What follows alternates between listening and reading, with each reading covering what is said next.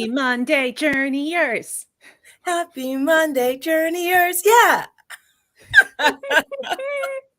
Oh my gosh. We're saying happy Monday. Charlotte is saying happy Monday. Charlotte. Everybody is saying happy Monday wherever you are. We hope you're doing really well. Welcome to On and Off the Topic.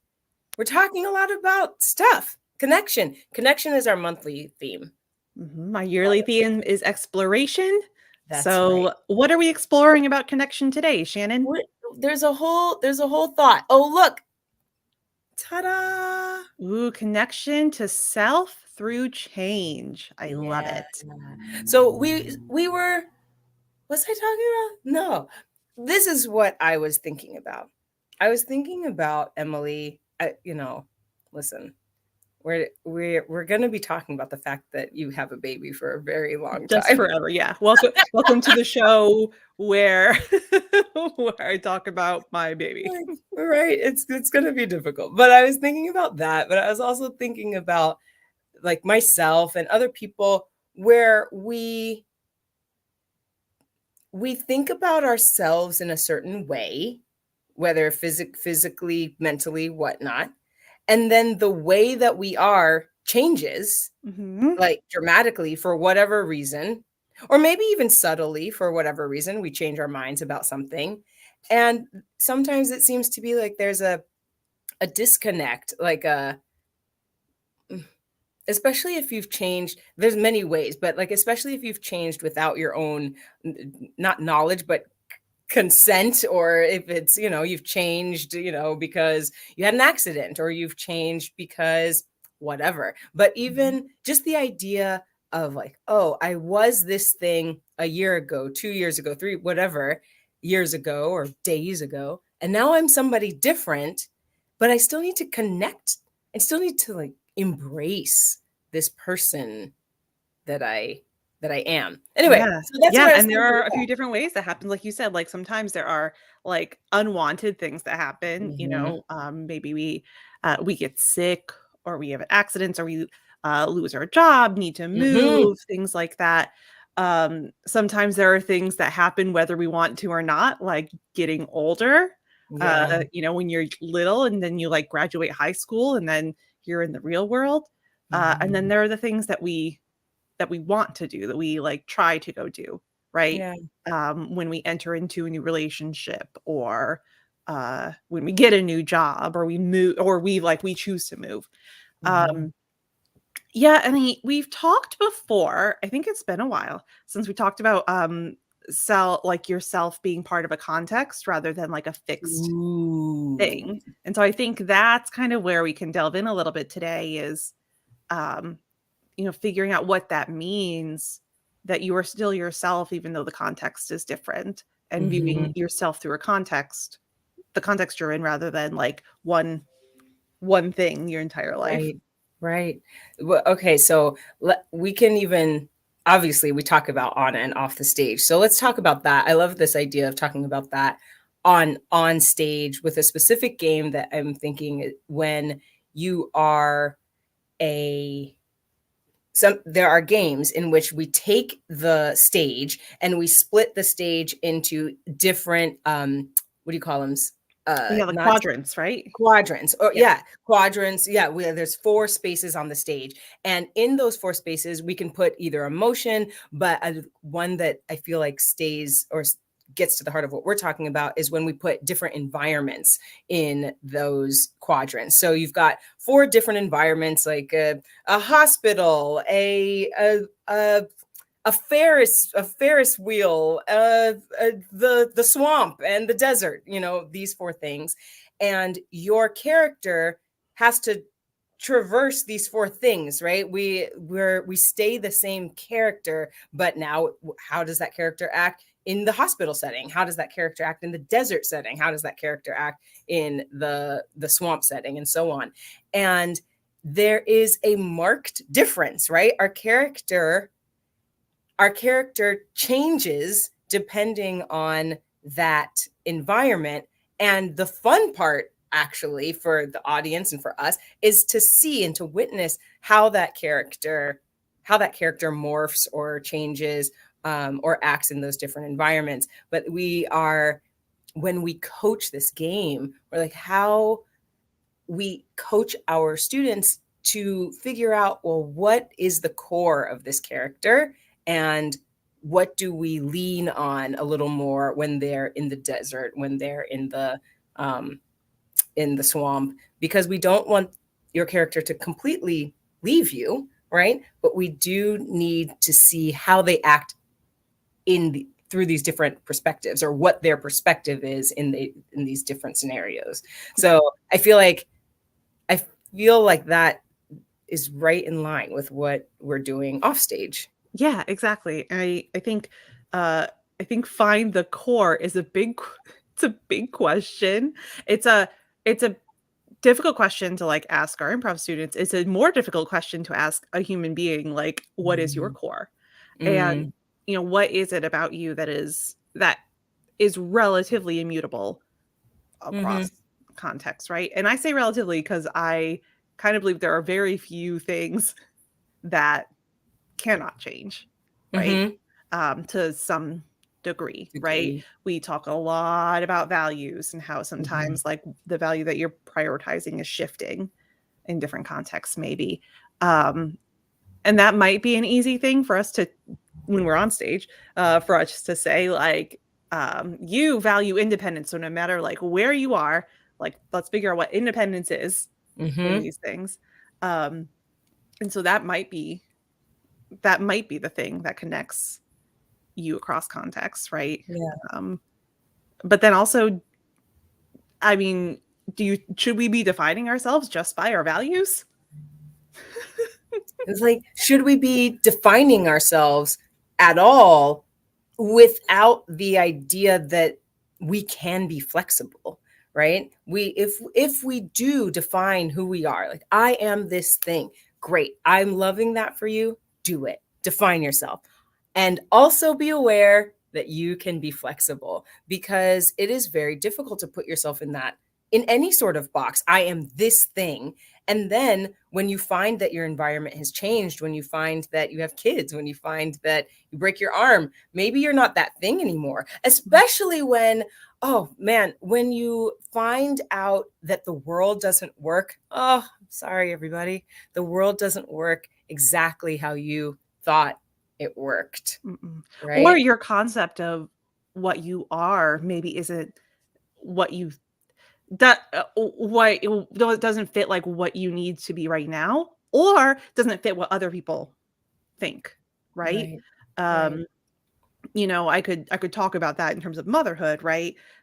What motherhood looks like to me and is currently like to me is not what I imagined it was. Right. And it's certainly not what other people's concept of motherhood is like, right?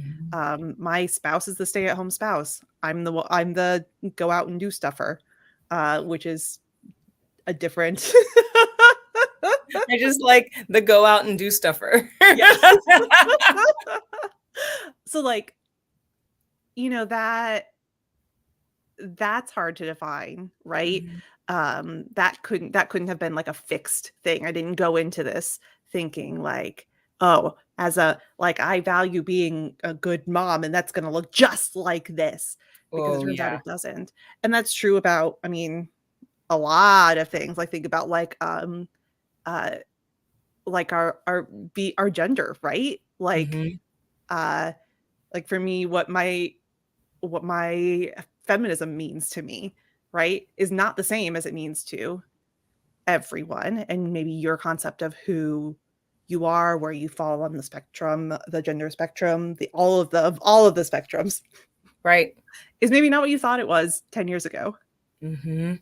Yeah, even when we talk about, uh, improv, right? When we talk about how we used to play improv games, we are sometimes like horrified at ourselves, right? When we tell people like, "Oh yeah, we used to smack each other's butts because of games," or whatever game we were playing, we're just smacking each other's butts.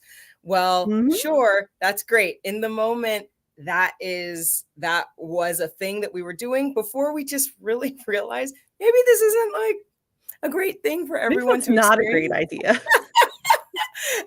And here, and this to remind, to keep us like where we are, let's talk about connection to self through change. Like for me, and for many, I think for many people, when we considering ourselves improvisers, right?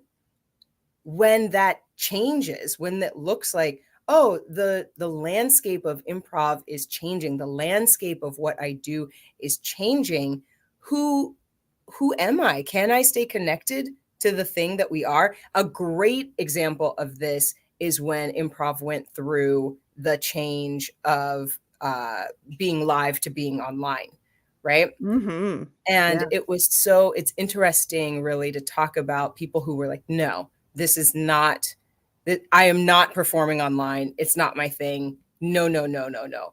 This is a fine choice.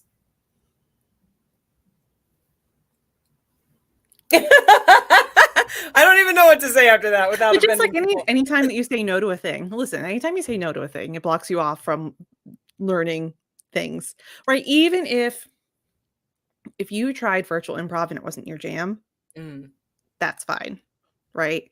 I have certain thoughts and opinions about what works and what doesn't virtually, right? And I think we all do. right. But if I had straight up been like, no, thank you. No. Hmm. Nope, not gonna do it. Not gonna do anything in front of my camera. I need a stage and a live audience.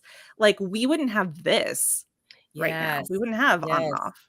Right. Right. These are the things. And oh, what a wonderful thing you said. Like we wouldn't have on and off, right? Because on and off came from the idea of we still need to be doing this work. How do we do this work? How do we connect ourselves during this time? And let's talk about connection through change, right?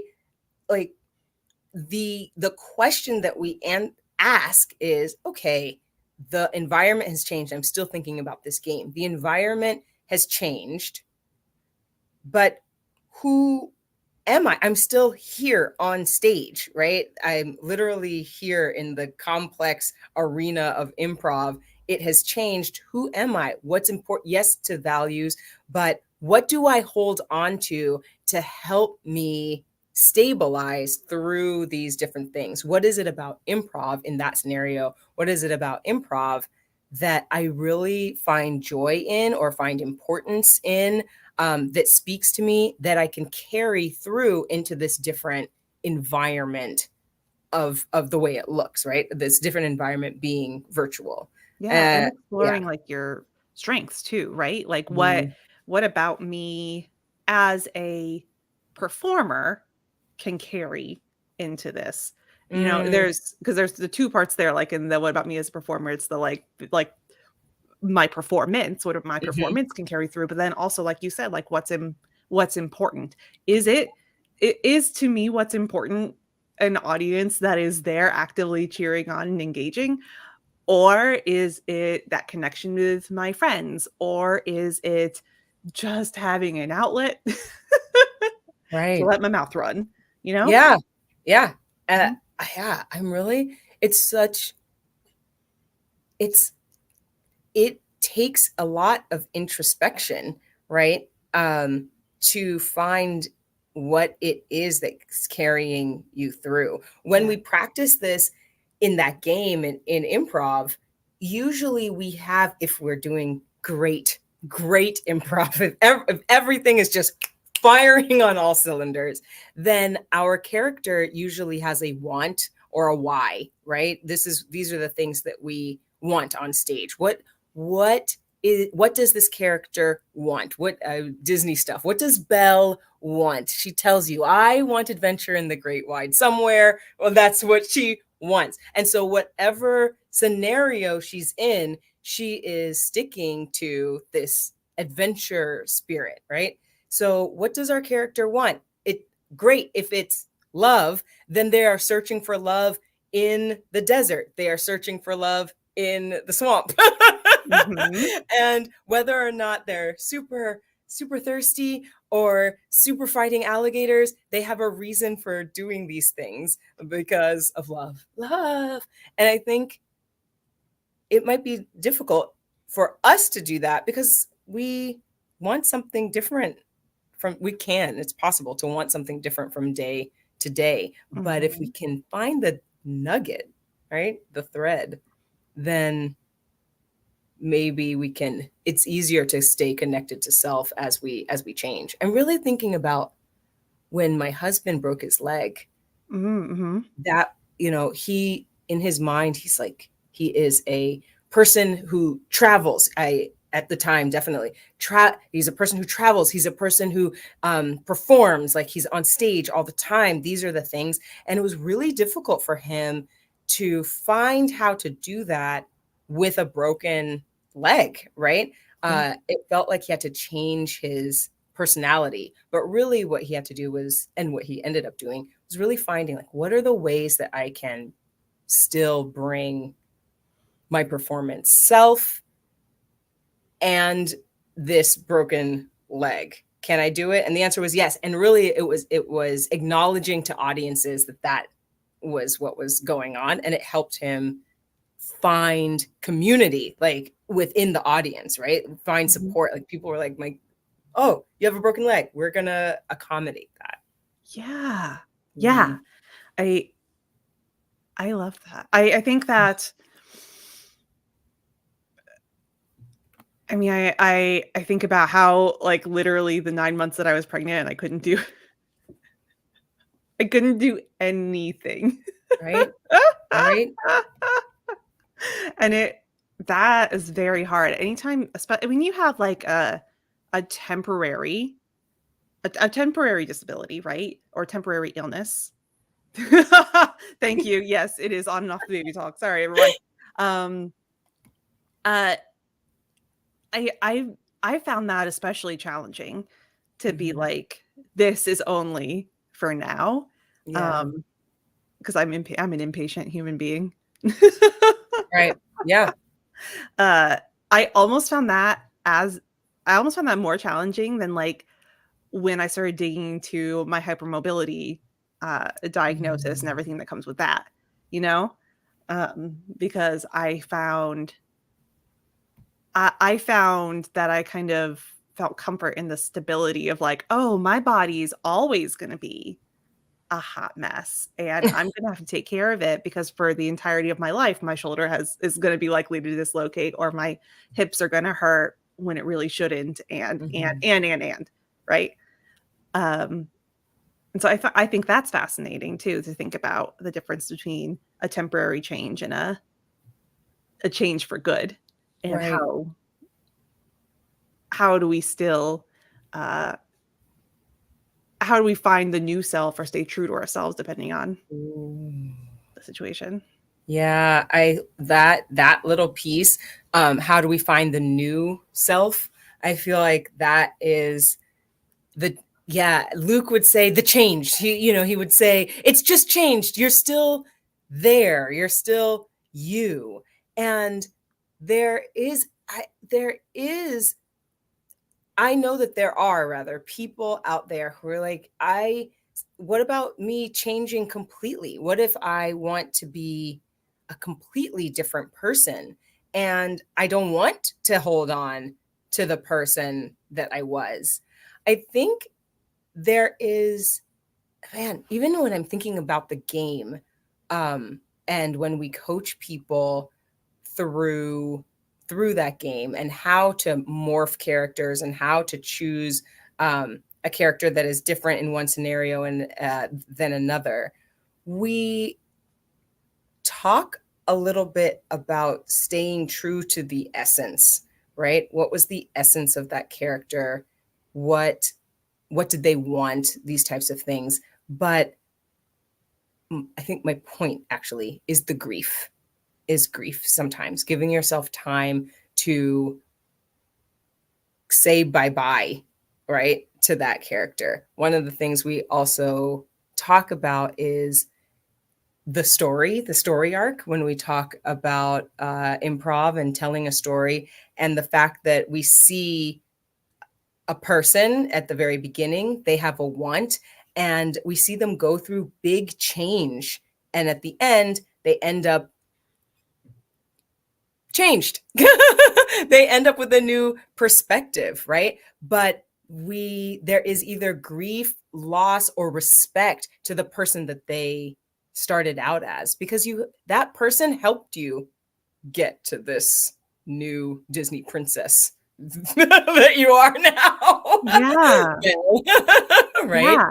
Well, and there's also, I think when people say that, like, when they think about those things about how, like, they wanna either be a totally different person or they're becoming a different person or they're, transforming into Disney princess, there's still some core piece of them, right? Yeah. Yes. That's there, right?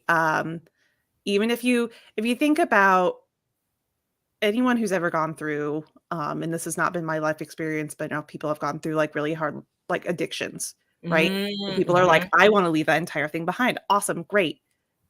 There was probably a part of you beforehand, though, like, that either valued something that you're gonna continue to value, but even Mhm. though your behaviors might be different. You know what Yes. I mean? You wanna leave behind all Yes. those behaviors, but the core of you, your wants, your general wants and needs, I don't believe that there's nothing that carries over. Yeah.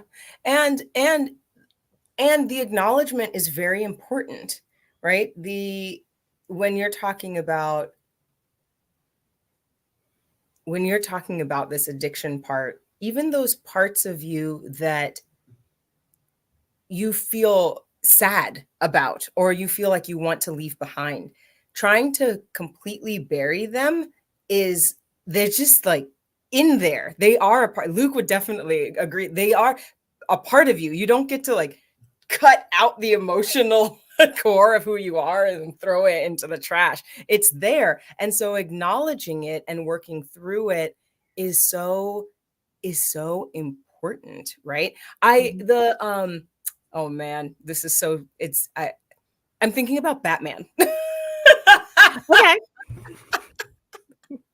I'm thinking about Batman because I'm thinking about Bruce Wayne doesn't move through the world leaving Batman completely behind, right? He's Mhm. Batman in his soul, and in Batman's soul, he's Bruce Wayne in his. We talk about any comic, Spider Man, Wonder Woman, all these people are carrying parts of themselves in any life that they are projecting at that moment. Mhm. And I think that when we understand that on the improv stage, it's helpful. We get to practice what it is like to carry. You and I talk about this all the time, right? To be an ogre, like if you're going to be a big giant character, an ogre, a dragon, whatever it is, it's this big giant character. You can also carry in your soul little feelings, little, Yeah. little delicate, little delicate feelings. And how do those two things make you a whole complete character and or a whole complete person? Yeah. That's beautiful. I wanna highlight what, Charlotte in the chat is talking about, going through the process of getting a diagnosis for ADHD, right? And I think that's almost like the same but reverse, like, what that's similar to what I was saying about the hypermobility diagnosis. Anytime you get a diagnosis of something uh, that's chronic, I guess is the best way to describe it, something that Mhm. that you have had and will have your whole life. I feel like that's the reverse of what we're talking about here. It's more like discovering a part of you that you've already had.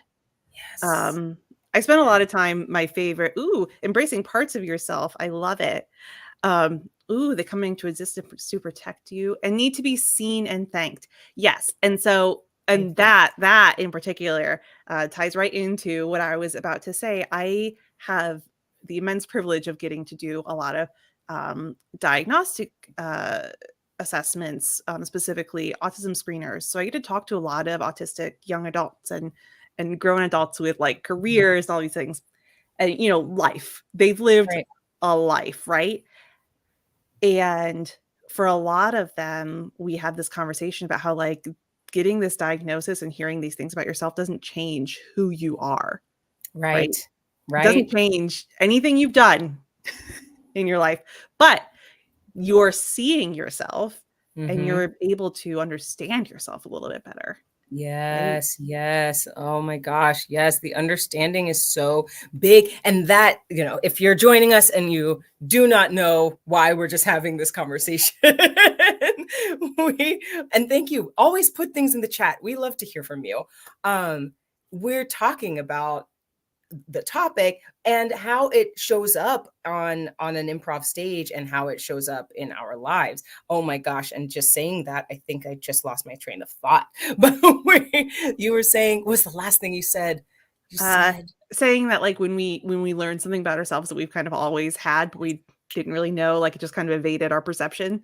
Uh, absolutely. we it helps us understand ourselves better. Yes. And when another way, so we were talking about these different types of games that we play to help with that.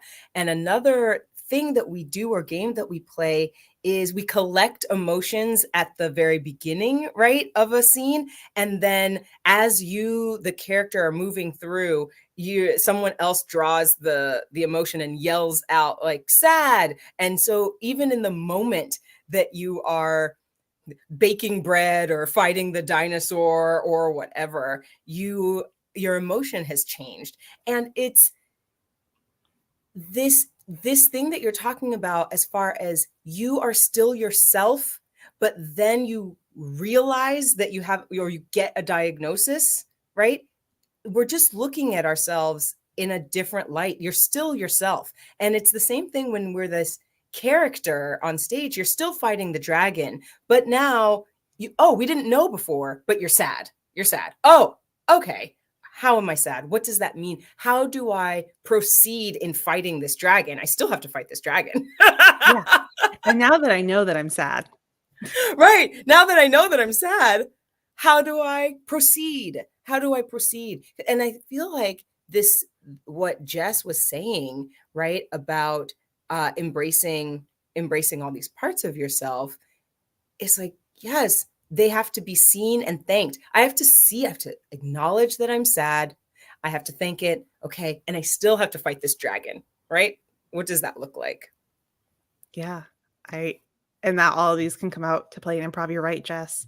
Uh, that we use that to explore. You know what I find interesting, like as we're talking about trying on different characters too, Mhm. which I think can be um a good thing to think about, is the way that like you would do an ogre fighting a dragon is different from the way that I would do an ogre fighting a dragon for a few different reasons. I mean, we've talked before about your past, like the associations that you make, but also even like physical limitations, how you Mhm. walk, how you sound.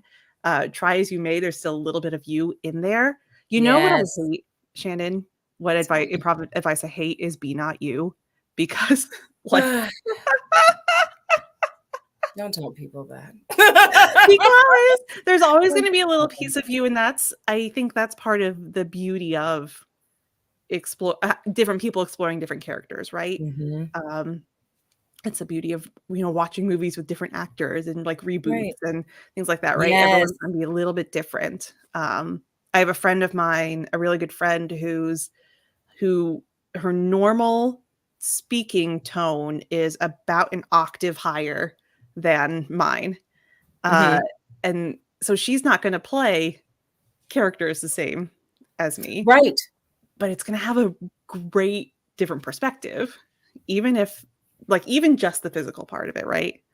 Uh, and so I find that also super interesting to think about, that no matter who you are, that's like a bit of your core that's gonna change, that's gonna stay consistent no matter the context, yeah? Mhm. Yeah, your body, the way you move through the world, there's gonna be some consistency, and so just a little tiny bit, and so how do we use that is what I'm saying, like, or what I'm hearing, like, how Yeah, do yeah, we yeah.